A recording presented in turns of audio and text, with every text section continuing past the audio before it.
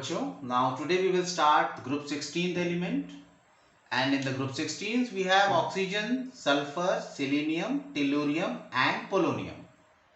तो ये हमारे एलिमेंट ग्रुप 16th में आते हैं. तो स्टार्ट करते हैं बच्चों इनकी पहले आकलन से.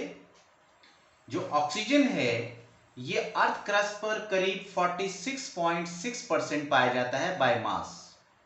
46.6% by mass found on earth crust.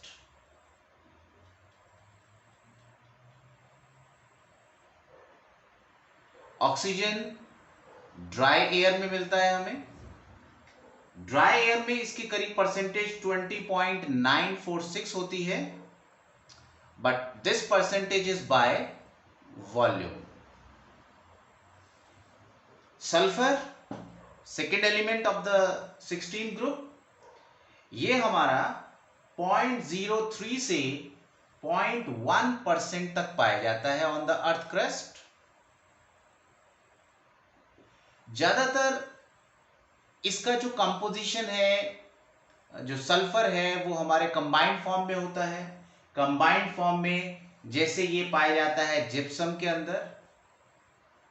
Gypsum का बच्चों फॉर्मूला होता है कैल्शियम सल्फेट डॉट ये 2H2O.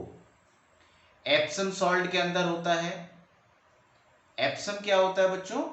एप्सम होता है magnesium sulphate dot 7H2O. Barytes में पाया जाता है जिसको हम बेरियम सल्फेट बोलते हैं. सल्फाइड्स में, और सल्फाइड्स के अंदर जैसे जिंक ब्लेंड ZNS को कहते हैं बच्चों. गैलेना हमारा जिंक सल्फाइड होता है. और बच्चों पाया जाता है कॉपर पायराइड्स में. यहां लिख देता हूं इसको मैं, in copper पायराइड्स which is CuFeS2. यह हमारा ऑर्गेनिक मटेरियल्स में भी पाया जाता है. For that I need to rub it, please note it.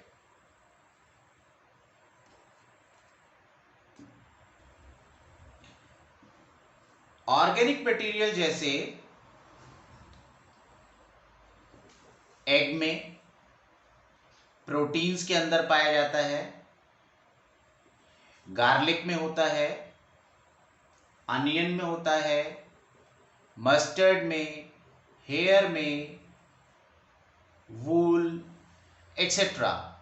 इन सब के अंदर बच्चों ऑर्गेनिक मटेरियल में सल्फर पाया जाता है. अच्छा, सेलेनियम एंड टेलुरियम की बात करें तो ये हमारे मेटल के साथ मिलके मेटल सेलेनाइड और मेटल टेलुराइड की फॉर्म में पाए जाते हैं. Metal selenides and tellurides. Polonium हमारा ये जो पाया जाता है basically found as a product of thorium and uranium material.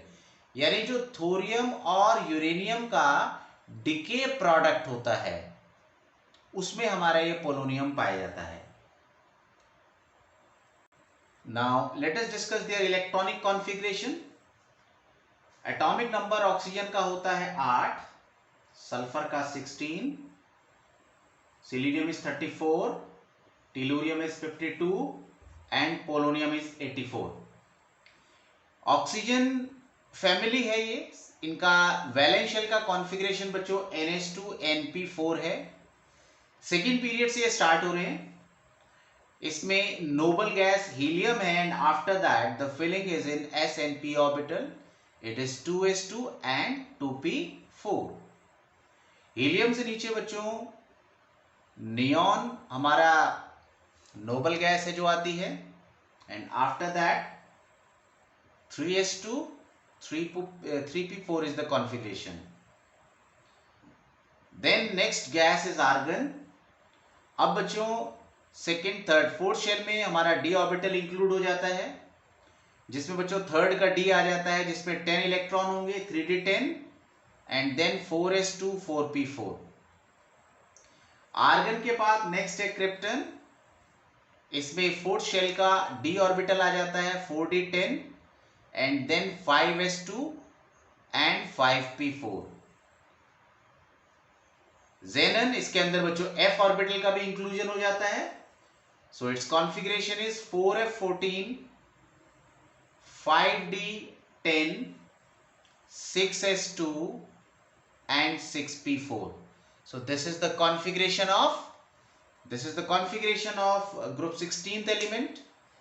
Their valential configuration is ns2np4.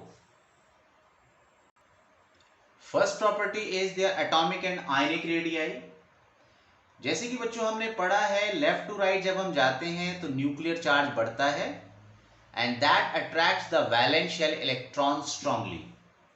तो लेफ्ट टू राइट बच्चों साइज डिक्रीज होता है, बट डाउन द ग्रुप हर एक स्टेप में एक नया शेल ऐड होता है और नए शेल के एडिशन का इफेक्ट ज्यादा होता है then the increase of nuclear charge and the size increases down the group. तो वेरिएशन बच्चों लिख सकते हो आप, left to right size decreases because nuclear charge increases, जिससे बच्चों शेल श्रिंक करेगा, और टॉप टू बॉटम साइज हमारा बढ़ता है because new shell is being added. हर स्टेप में एक नया शेल ऐड होता है और नए शेल के एडिशन के इफेक्ट से इनका साइज बढ़ता है। तो अगर हम 16 ग्रुप की बात करें तो टॉप टू बॉटम स्टडी करेंगे, साइज डिक्रीज करेगा। अच्छा, लेफ्ट टू राइट साइज छोटा होता है तो ग्रुप 15 से ग्रुप 16 वाले एलिमेंट का साइज छोटा होगा। So we can write group 16th element are smaller than group 15th element. Next है बच्चों आयोनाइजेशन एंथैल्पी।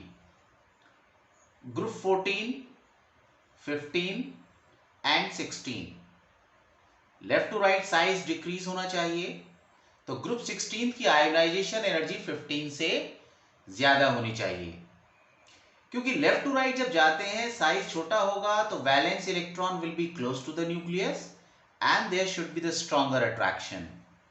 मगर बच्चों यहां एक्सेप्शन है कि जो पहला इलेक्ट्रॉन निकालने के लिए एनर्जी चाहिए वो ग्रुप 15th में ज्यादा चाहिए और ग्रुप 16th में कम चाहिए। अब ऐसा क्यों हुआ कि ग्रुप 15 की आयोनाइजेशन एनर्जी ग्रुप 16 से कम रह गई? This lies under the configuration. Group 15 का कॉन्फ़िगरेशन है ns2np3 जबकि 16th का है ns2np4। तो यहां पर बच्चों p3 कॉन्फ़िगरेशन है, this is half filled configuration, और हाफ फिल्ड ऑर्बिटल्स की जो स्टेबिलिटी होती है वो ज्यादा होती है, therefore ionisation energy of group 15 is more.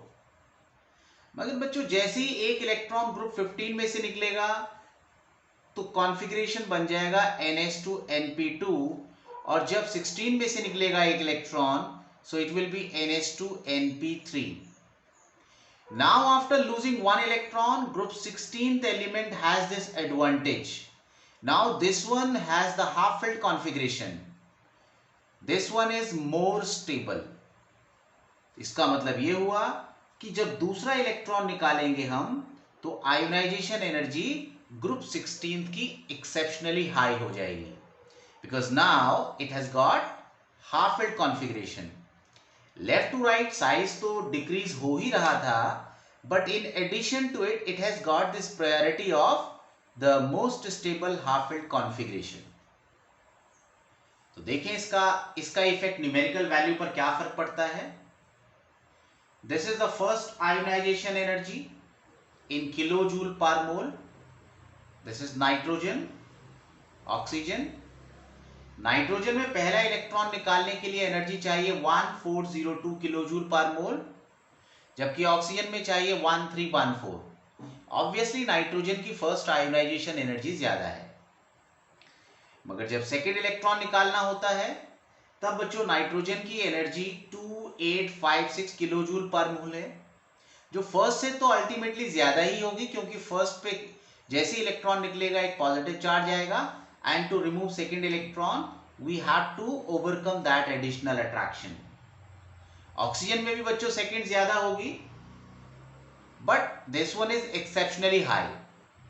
Increase nitrogen का फर्स्ट से सेकेंड में कम है, ऑक्सीजन का ज्यादा है, क्योंकि अब ऑक्सीजन का सेकेंड इलेक्ट्रॉन जो निकाला है that is from the smaller half filled p3 configuration. Next is melting point and boiling point. Down the group बच्चों साइज बढ़ता है, इसलिए वैन डर वाल फोर्स की स्ट्रेंथ भी बढ़ती है, जिससे मेल्टिंग और बॉइलिंग पॉइंट इंक्रीज होता है। Polonium, however, is an exception. Next is electronegativity.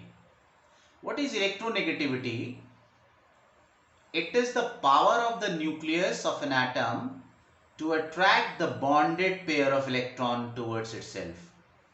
जितना एटम का साइज छोटा होगा, न्यूक्लियर चार्ज ज्यादा होगा, that will pull the valence shell, thus the bonded pair of electrons, much strongly. Left to right बच्चों जैसे जैसे साइज छोटा होगा, जो बॉन्डेड इलेक्ट्रॉन है, वैलेंस शेल का इलेक्ट्रॉन है, that will be closer to the nucleus and thus its electronegativity will be high. तो इसका रिजल्ट ये निकला कि electronegativity left to right increase होती है, जबकि जब हम डाउन द ग्रुप जाते हैं तो ये डिक्रीज होती है। तो ग्रुप 16 में भी बच्चों इलेक्ट्रोनेगेटिविटी कैसे करेगी? That will get lower down, size बढ़ेगा, इलेक्ट्रॉन खींचने की ताकत कम होती चली जाएगी। The bigger atom when get bonded, the bond pair will be farther and thus the attraction will be lesser. Next बच्चों metallic and non metallic character. Metals वो होते हैं जिनका साइज बड़ा होता है, वैलेंस शेल आसानी से बाहर अपने इलेक्ट्रॉन को लूज कर सकता है। नॉन मेटालिक वो होते हैं they rather prefer to gain electron, it means they have high ionization energy, तो ये इलेक्ट्रॉन कैप्चर करते हैं, इनका साइज छोटा होता है। Oxygen, sulphur, selenium, tellurium and polonium. Oxygen, sulphur, selenium and tellurium ये बच्चों छोटे हैं, क्योंकि राइट पर है पीरियोडिक टेबल में, साइज छोटा है, तो they prefer to gain electron, they are non metallic. मगर इनमें भी ये जो ऑक्सीजन और सल्फर हैं ये बच्चों stronger non metallic character show करते हैं, जबकि यहां पर जो पोलोनियम है ये थोड़ा मेटालिक कैरेक्टर शो करता है, दिस इज मार्कली मेटालिक। मगर ये बच्चों हमारा रेडियो एक्टिव एलिमेंट है और इसकी बहुत ही शॉर्ट हाफ लाइफ होती है, so you can write it is radioactive with short half life.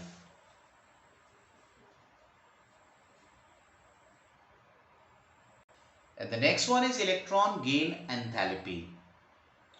जब एक न्यूट्रल एटम अपने वैलेंस इलेक्ट्रॉन को कैप्चर करता है, या हम कहें कि इलेक्ट्रॉन वैलेंस शेल के अंदर एंटर करता है, तो एक अट्रैक्शन क्रिएट होता है, और इस अट्रैक्शन में जो एनर्जी निकलती है that is electron gain enthalpy.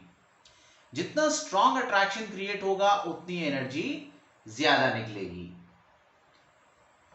Smaller the size of atom, greater will be the attraction created, more closer it will be towards the nucleus. Size बढ़ेगा तो बच्चों इलेक्ट्रॉन जो ऐड होगा वैलेंस शेल में that will be farther and the attraction developed will be the weaker. तो down the group electron gain enthalpy हमारी कम होती चली जाएगी। तो सबसे ज्यादा किसकी होनी चाहिए? ऑक्सीजन की होनी तो चाहिए, मगर अनएक्सपेक्टेडली इट इज लो। जो हमने इमेजिन किया उतनी नहीं है, ये कम होती है, क्योंकि ये बच्चों इतना छोटा है कि इसके जो इलेक्ट्रॉन हैं वो बहुत डेंसली पैक्ड हैं, और ये डेंसली पैक्ड इलेक्ट्रॉन इस एडिंग इलेक्ट्रॉन को स्ट्रांगली रिपेल करते हैं, जिससे इलेक्ट्रॉन इस न्यूक्लियस से बहुत स्ट्रांगली फोर्स नहीं डेवलप कर पाता, और ये वीक फोर्स से होल्ड होता है, तो जो अट्रैक्शन वीक होगा तो एनर्जी भी कम ही रिलीज होगी. तो you can write it decreases down the group because atomic size is increasing. Because as size increases, the electron added feels weaker attraction. Oxygen has unexpectedly low electron gain enthalpy. Why? Because it is so small, it has high electron density. High density packed electron pairs repels the adding electron strongly. Hence its nucleus can't hold it so strongly. And thus in this weaker attraction, the energy released is unexpectedly low.